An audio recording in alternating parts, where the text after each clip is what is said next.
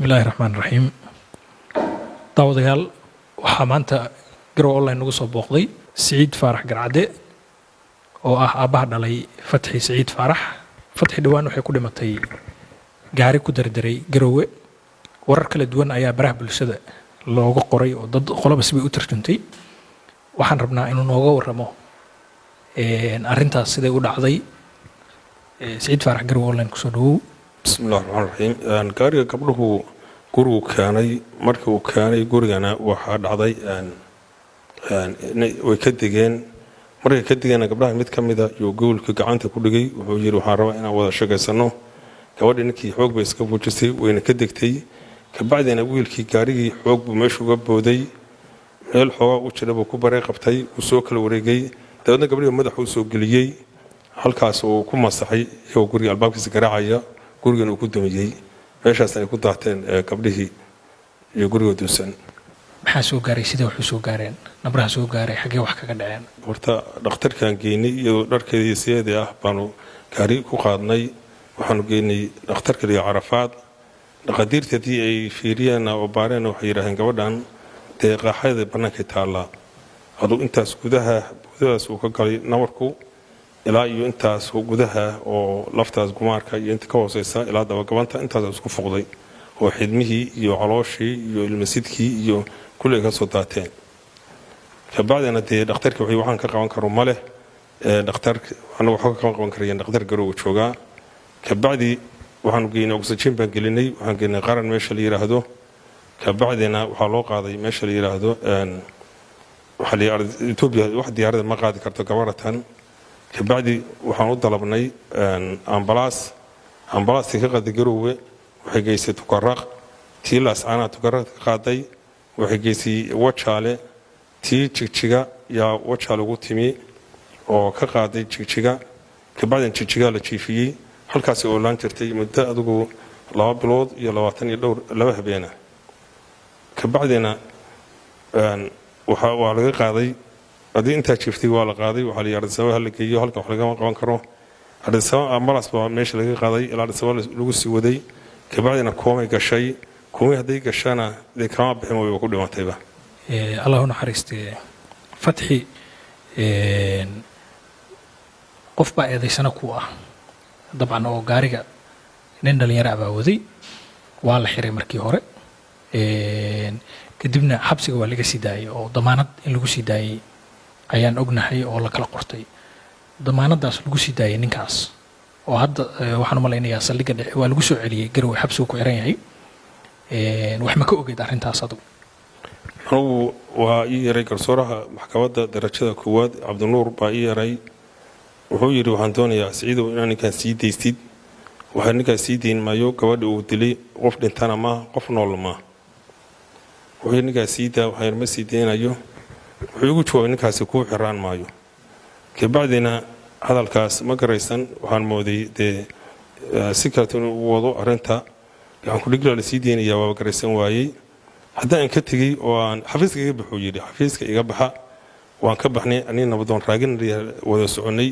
haddaan ka baxnay xafiiska ka tagnana adigu 2 maalmood ka bacdi waxa la ninkii banaanku jooga oo magaalada lagu arka ka bacdi waxaan tagnay xabsigaanu tagnay qolada xabsiga daan u tagnay la yiraahdo siiday ninka kan waxa la garsoor calin la yiraahdo siiday garsoor calin la yiri waxaan niyeystay ninkii Cabdinuur ah oo hadalka wada hadasheen oo sidaas ku yiri siiday ninka kan garsoor calin ma jiro hadii aanu nimi maxkamadda aanu nimina Cabdinuur baa tan waxa Cabdinuur ka warartan maxaa ninkan ku siideysay waxaanu ma sideen garsoor kala siiday garsoori ka tan soo sheegay garsoor cali waa u yaray garsoor cali maxaa ku siisay ninka kan wuxuu yiri waxa weeye hal daraf baa joogay oo darafka waa maqnaa marka ma daawa daraf maqnaa khalad baan ku sii deynay Cabdinuur wuxuu yiri aniguna waa kula jiraayo arintaas waxbaan ka ogaa ka bacdi waxaan u tagnay gudoomiyaha rafaanka garsoorayaashu isugu yeeray arintan ka warramo yiri garsoorayaashu waxa la cadeeyay raggii maxkamadda ka shaqeynayay wax sharci ah ninka lagu sii deyn gudoomiyihii rafaanka marka warqad buu qoray wuxuu ninkaas sharci kuma bixin waayo warqadan meesha la keenay aabihii gabadha dhalay kuma saxiixana oo saxiis magaciisa waa qoran yahay saxiixna ma leh marka ninkaas sharci kuma bixine maxkamad dib loogu soo celiyo aduu muddana marberinayn gabadhii way dhimatay iyadoo weli ninkii bannaanka jiro kabacdi waxaa dhacday haddii gabadhii dhimatay qoladii ninkii way keeneen uu ka dhashay qabiil ka dhashay haddana xabsiga ku xiran yahay haddana waxaa doonayaa dee in macnaha shareecada islaamka waxay ka qabto arrintaas baaritaan lagu sameeyo shareecada islaamka la mariyo waxay ka qabto fatxi waxaa igu maqaala in dhaawaceeda ilaa 6 meelood inay ka jabtay oo jirkeeda ka mid ah